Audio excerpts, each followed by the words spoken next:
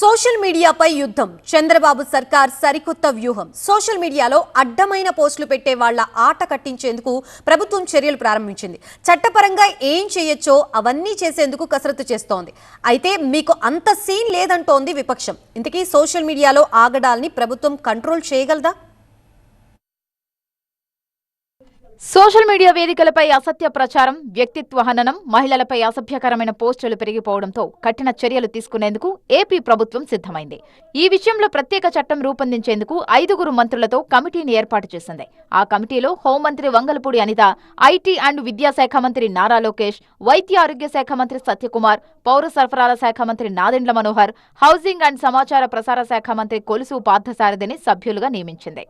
మంత్రుల కమిటీకి ప్రభుత్వం 7 కీలక బాధ్యతలను అప్పగించింది. పోస్టులపై ఫిర్యాదులు, పరిష్కారాలను అధ్యయనం చేయాలని కేబినెట్ సబ్ కమిటీకి ప్రభుత్వం స్పష్టం చేసింది. దేశ విదేశాల్లో అమలవుతున్న విధానాలను అధ్యయనం చేసి సిఫార్సులు చేస్తుంది. సోషల్ మీడియా చట్టాలు, జవాబుదారీతనం, యూజర్ల రక్షణ, తప్పుడు సమాచార వ్యాప్తిని అడ్డుకోవడంపై ఈ కమిటీ నివేదిక ఇవ్వనుంది. అలాగే పౌర హక్కుల రక్షణకు తీసుకోవాల్సిన చర్యలపై ఈ కమిటీ సలహాలను ఇవ్వనుంది.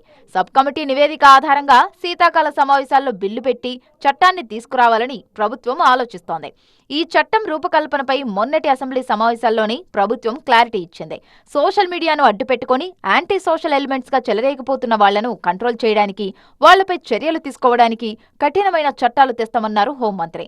సోషల్ మీడియాకి సంబంధించి ఒక సబ్ కమిటీని ఏర్పాటు చేసి చట్టాన్ని సవరించే విధంగా ఈ రోజు ఏర్పాటు చేయడానికి ఈరోజు సిద్ధపడి ఈరోజు గౌరవ ముఖ్యమంత్రి గారు ఒక కమిటీని ఏర్పాటు చేసి యాజ్ ఎర్లీ యాజ్ పాసిబుల్ ఒక చట్టాన్ని కూడా తీసుకురావడానికి ఈరోజు మన అసెంబ్లీలో ప్రవేశపెట్టడానికి కూడా ఈరోజు సిద్ధపడ్డారు. దయచేసి సభ్యులందరూ కొంచెం సమయం పాటించి చట్టాన్ని తీసుకురావడానికి మీ తాలూకా సూచనలు, సలహాలు ఏదైనా ఉన్నా గౌరవ మా కమిటీకి అందజేయాల్సిందిగా మిమ్మల్ని అందరినీ కూడా మనస్ఫూర్తిగా కోరుకుంటున్నాను అధ్యక్ష. సోషల్ మీడియాలో ఆగడాలను సహించేది లేదని ఇప్పటికే సీఎం చంద్రబాబు అనేకసార్లు ప్రకటించారు. క్యారెక్టర్ అసాసినేషన్ కింద అవమానం చేసే పరిస్థితి ఎవడొచ్చినా సోషల్ మీడియాలో గాని ఎక్కడ చేసినా వదిలిపెట్టనని మరొక్కసారి హెచ్చరిస్తున్నా. ఇక్కడ ఎన్డీఏ ప్రభుత్వం ఉంది, తెలుగుదేశం, జనసేన, బీజేపీ కలిసి ఉన్నాం.